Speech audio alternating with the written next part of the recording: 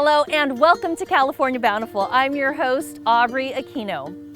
Right now we are just minutes from downtown San Luis Obispo, and today we're going to learn about a pioneer in winemaking. In fact, they were the first to plant vineyards right here in the Edna Valley. Known for their Chardonnay and Pinot Noir, a true jewel along the central California coast. We are a winery located on the Central Coast in California. We are located in the San Luis Obispo Coast AVA, and AVA stands for American Viticulture Area. The whole AVA is about 60 miles long. It starts from Monterey County line all the way down to Santa Maria, and it's about 15 miles inland. There's about 30 wineries or so located within the AVA. Most of the vineyards within this AVA are about 6 miles or less from the coast. And so where we sit here, we're about 5 miles. And that's really important. It really dictates the style of wines that we make here. On the heels of their 50th anniversary, an appointment of the winery's first female head winemaker, Chamisal, is living the California dream. The cold climate here really drives the style of wines throughout the entire region.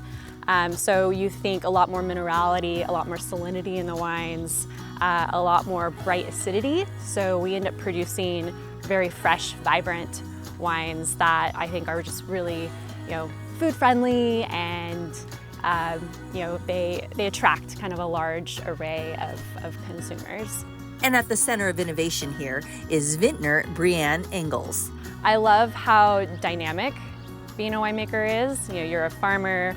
There's a creative, artistic aspect to it.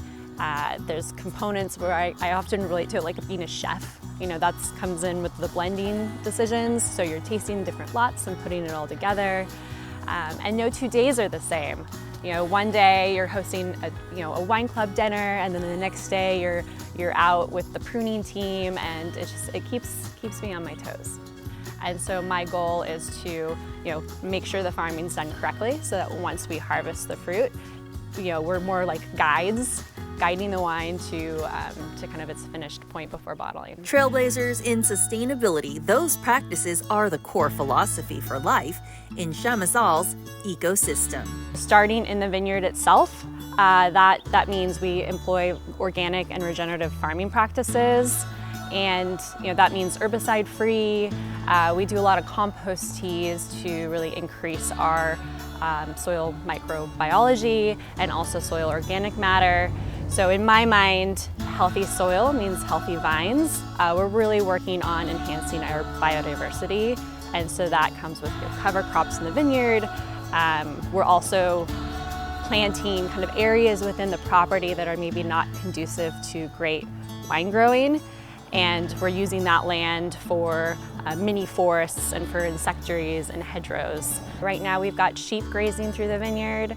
That also aids in our sustainability practices. They're natural mowers, so they save us on a mowing pass, and they're also fertilizing the soil as they move throughout the property. In 2021, we planted a mini forest, which is called a Miyawaki forest, which speaks to the way it was planted, which is a very kind of close proximity, different heights of native species, all within like kind of a very small footprint.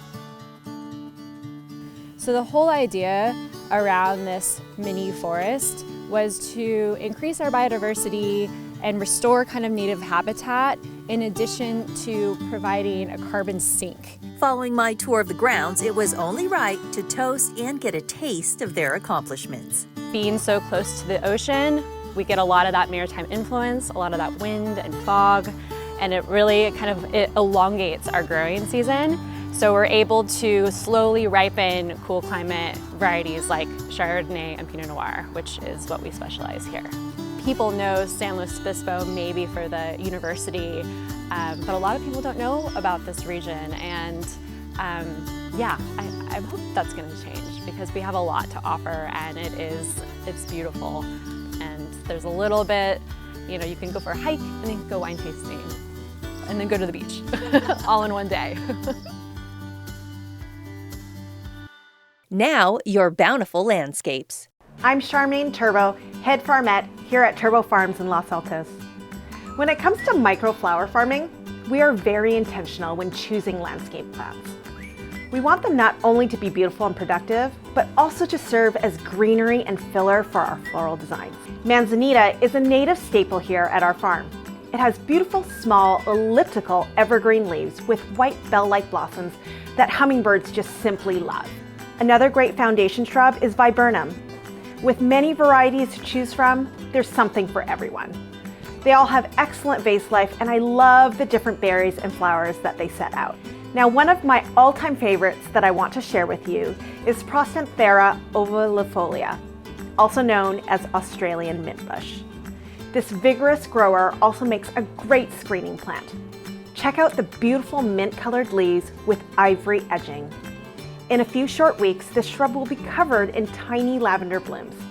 We take plenty of trimmings in early spring to add to our flower bundles. I'm Charmaine Turbo from Turbo Farms. And as we say at the farm, flowers or bust. Coming up on California Bountiful, a farmer's market rooted in prosperity for all. And up next, a lesson in food literacy that young minds are eating up. California Bountiful is brought to you by the California Farm Bureau.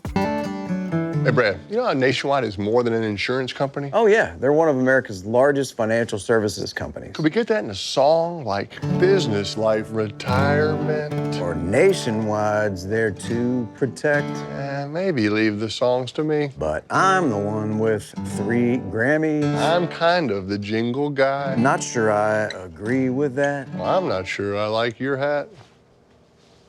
Well, it would never fit on you. Wow. At Farmers Brewing, we've incorporated balance between tradition and innovation. The result?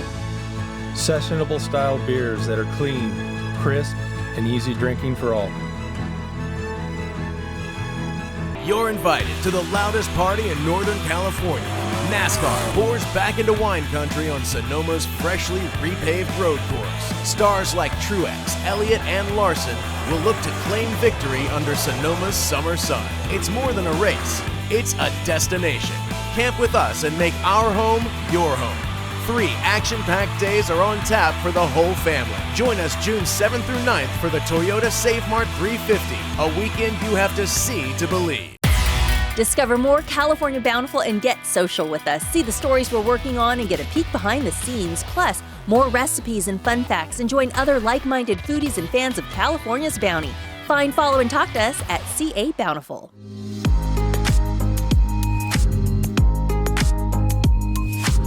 Inspiring kids to eat their vegetables doesn't happen overnight. However, with some lessons in cooking and nutrition, the Food Literacy Center is hoping to get kids to give veggies a go, one class at a time.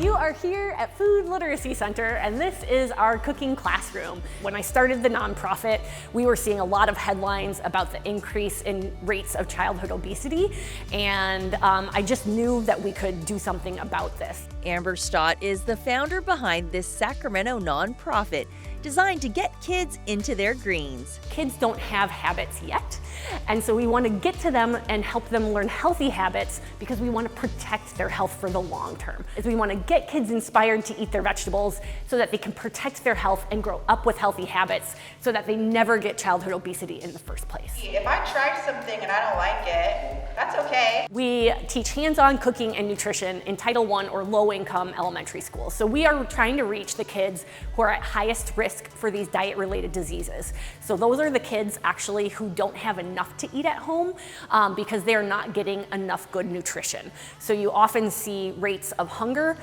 tied with rates of childhood obesity. We have amazing, delicious, tasty recipes, and we teach our kids little science experiments so that they can learn how foods work in their bodies. So we talk about how does sugar work in my body? How does fat work in my body? And then we'll show them a recipe. So if we're talking about sugar, we might make oatmeal and talk about having long-term energy to stay awake at school so you can learn. If we're talking about fat, we'll make guacamole, and we'll talk about healthy fats and the beautiful foods that grow right here in California. Students also learn fruit and vegetable appreciation, how to read nutrition labels, cooking skills, and environmental impacts of their food choices. And most importantly, they have fun. We're really trying to take kids on a gentle journey. We don't start with the brown rice and kale salad. We want to start with foods that they're familiar with so that they just see how subtle and important and easy these changes are. We're trying to create a healthy environment in which our children can succeed. A lot of kids' immediate reaction to something new is to say, ew, gross, I don't like it. And we encourage them not to have that behavior because something that you don't like might be your neighbor's very favorite thing, and we don't want to hurt anybody's feelings. And it's amazing how it will change their entire attitude. And you'll see the whole class, they will get on board with this because they don't want to hurt people's feelings. And it opens them up. It changes their attitude. Don't yuck my yum! I like that I could try new things that I never heard of. You've got to change first knowledge, then attitude, that's the hardest one, and then ultimately the behavior comes. You could try it. If you try it, you'll probably like it. You can say, it's not for me, or I don't really like it very much, but I hope you do. Supporting a friend is gonna give them confidence to try it. Simple lessons in food literacy that have a lasting impact. I get to cook and learn new things. I get to chop up the little vegetables or apples. As I chopped it, I cried a little bit because I chopped an onion. We made pizza last time we were here. It was very cheesy. We added the cheese, we cooked it up, and I chopped broccoli. They like the fact that they're being challenged to do something complicated like cook an entire recipe from start to finish, and they feel really proud of that. So we feel really proud that the kids feel proud. And typically if a kid feels a sense of pride in something, they're gonna wanna repeat it. Now for a Bountiful Spotlight. Well, I started farming in 1974. First generation, just had a friend get me a job in college. Ended up the foreman asking me to go grow tomatoes with him. So that's how I got into farming. In 1974 through 1985, probably used as many chemicals as possible as anyone in California on using it to farm because I had no idea. Right now we put on 3, and the 3 are compost, microorganisms, and seaweed. The way that it's evolved has been totally serendipitous. It's been quite challenges. We've almost been bankrupt 3 times, but we kept seeing positive things of letting sort of nature do what nature can do. And so our farm system has sort of evolved through time of a very minimalist attitude. We don't think we're smarter than nature, okay? We think that if we let nature do what it can do, for us not constantly getting in and manipulating, but sort of trying to go with it, that nature's done some really good stuff. And it's really helped our farm. It's the basis of our farm is the soil health. Our farm's weird and people think that we're crazy, which is okay. Everything we've done has just been by guess and by golly and observation. So yeah, no, I had no idea we would end up farming like this. And it's just been this constant, slow evolution. Our farm has always been an open book. I think it comes naturally. That's the way my dad's always been. You know, if anyone has ever had a question about why we're doing something or how we're doing it, we've always welcomed them. Come to the field and look at it. You know, stick a shovel in the ground, smell it, and find out for yourself. I feel really good about what we're doing. I mean, I feel like our farm could be applicable to any farm in the world in a positive way. And then we also are firm believers on the argument that the sheep, their pulling action is very healthy for the soil, that you're getting exudates, so it's really good for the microbial life, and there's a kickback. It's also just a nice working relationship. Our farm has less headaches. We don't get the biggest yields and we don't shoot for the biggest yields.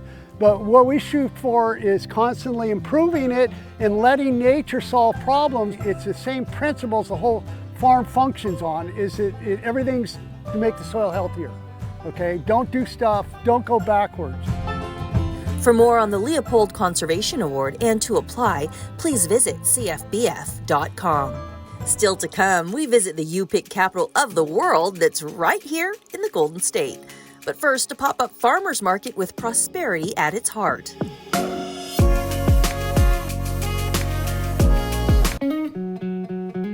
Sometimes we lose, sometimes we win. Sometimes we try to fit it all in. Sometimes we don't know what's in store. Sometimes we find what we're looking for. Sometimes we're rolling easy and free. Sometimes 1 and 1 makes 3. So much to love along this ride. That's why Nationwide is on your side. Golden Sky Music Festival returns October 18th to the 20th, starring Luke Bryan, Country girls, shake it for me. Thomas Rhett, Keith Urban, Turnpike Troubadours, Bailey Zimmerman, Riley Green, Ashley McBride, Elle King, Clint Black, and so many more. Golden Sky, Discovery Park in Sacramento. Passes on sale now at goldenskyfestival.com. Our childhoods stay with us well beyond our early years. Adverse childhood experiences, or ACEs, can increase our risk of serious physical and mental health conditions, along with a lot of other challenges. Amigos y amigas, no matter what we faced early in our lives and along the way, healing is possible. Through our culture and shared narratives, we build hope and create joy together. To learn more or for support, visit numberstory.org. I'm Ashley Hawk, and while I'm a registered dietitian, today we're going to forget the usual eat your veggies spiel because we're at a unique farmers market that's popping up around our state, and it's helping bring fresh produce to those who need it most. Prosperity Market is a mobile farmers market that supports Black farmers and food producers. We travel all over LA, making it easy to support Black-owned businesses and also creating food access all across the county. We really spent a lot of time researching, like 6 months of solid research about everything, because everything was new to us. Running a business and a farmer's market and working with fresh food and vendors, and what do you do about locations and permits, and like it was just so much to learn. Our goal has always been to have our mobile farmers market that would drive into different communities. And so we said, like, how can we connect with the communities? How can we begin to build relationships? And our pop-ups were born, and they've become a staple and kind of like part of the fabric of who Prosperity Market is. We have our online farmers market so people can shop virtually and get all of the products. We have local pickup, local delivery, and national shipping. And it's really grown to something that not only we love, but the communities love. And we have people that like follow us to every market.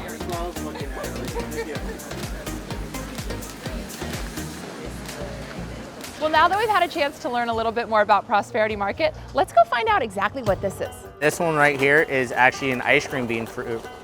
It's a very important fruit. It was a staple fruit in like Peru and all across Central and South America. This is actually one of the fruits that they would use the tree for tools. The beans are food, and the flesh of it is fruit. Looks so good. Yeah. I was not expecting that. No, it's like cotton candy. We have people that we work with within the communities that will be like, hey, I value your tree. Can I pay you for it, or could we barter? I sell a bunch of fruits. What would you like? And then most of the time they're just like, oh, I'll take some cash.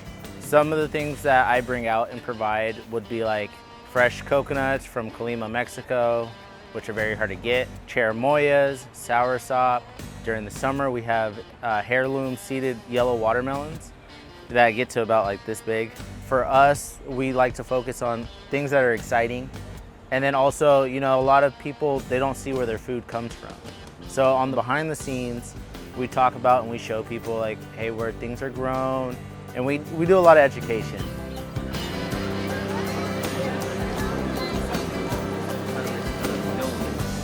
What I'm doing here is serving up vegan artisan pizzas, fire grilled vegan artisan pizzas for the world to taste. They have a fig garlic sauce, okay? We top them with fresh basil, tomato, right? Sweet potato, strawberries, yes, red onion, and we finish them off after the 700 degrees, finish them off with arugula and balsamic.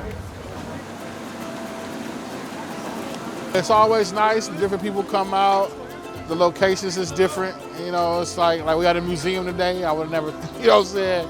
I've never seen a marketplace at a museum. It's the community. It's definitely the community. Seeing everyone's faces every time we pop up. Because prosperity is so widespread now, I mean, they know they can come here, get really great food, holistic, delicious, you know, active, fun, this environment. So absolutely, we reach so many more people with prosperity than we would have ever before. I mean, you know, we're everywhere. Honestly, my favorite part, I feel like we just picked everything that we love and we brought it together. So like selfishly, this is just all of my favorite things that everyone else can enjoy. We vet the products and the food very, very well. Let's say that.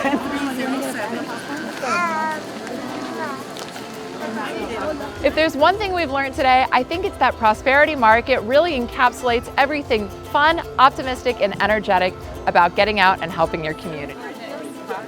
After the break, take your pick as we visit the world's You Pick capital.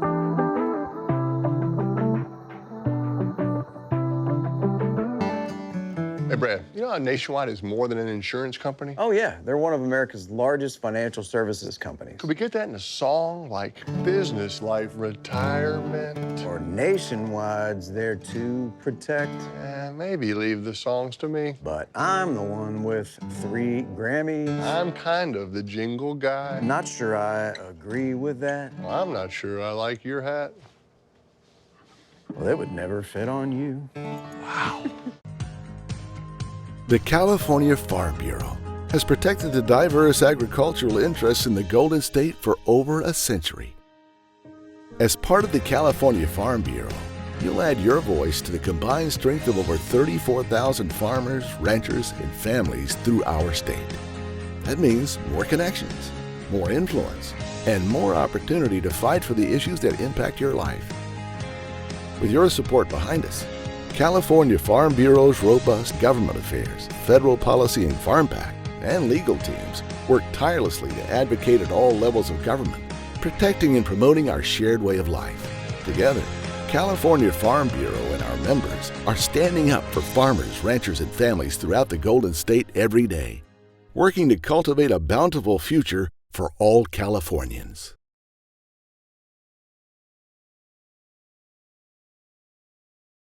Hey everybody, here in the Brentwood region of East Contra Costa County, they have a year-round season for growing high-quality fruits and veggies. And now they've officially become the world's You Pick capital.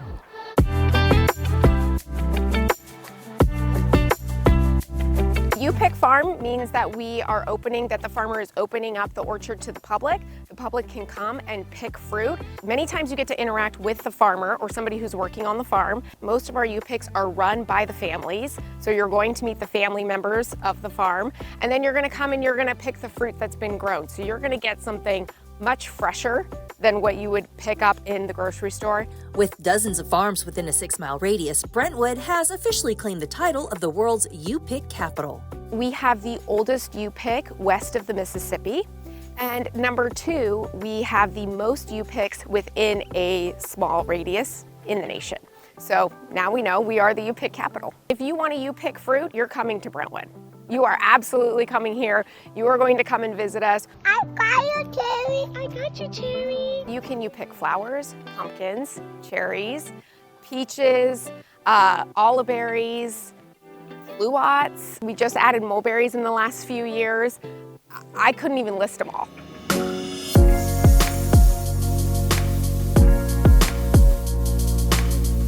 We probably You Pick about 30% of our fruit and 70% of it is shipped. We have Royal Tiogas that we're standing in right now. Next to those are Royal Hazels.